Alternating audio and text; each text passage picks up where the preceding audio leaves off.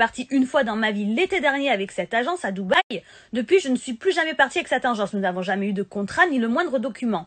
En revanche, tous les autres voyages que j'ai faits le long de l'année, je les ai moi-même payés avec une autre agence de voyage. Ce sera très facile à prouver lors du procès que j'ai acheté les billets d'avion dans une autre agence.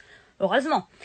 Donc, comment j'aurais pu, en payant tous les voyages que j'ai faits avec une autre agence qui n'a rien à voir, comment j'aurais pu être encore en partenariat avec eux? Surtout que je suis partie qu'une fois avec eux. Donc, cette agence qui dit ça, le partenariat a duré le temps du voyage à Dubaï, je suis rentrée, merci, chacun sa route. Je ne suis jamais repartie. D'autant plus que cette agence de voyage, suite à la polémique autour de moi, avait précisé que depuis l'été dernier, nous n'étions plus en partenariat. Depuis l'été dernier, elle l'a bien écrit, j'ai screenshoté. Seulement, quand elle s'est rendue compte de la polémique autour de moi et ce que ça pouvait lui rapporter, cette agence a supprimé la mention été dernier, ce qui laissait sous-entendre que c'était suite à toute cette polémique. De là, la personne sur son compte Instagram, cette agence est passée d'une centaine d'abonnés à 15 000 en quelques minutes suite à ce qui se passait autour de moi. Donc elle en a profité pour se conforter dans sa démarche douteuse.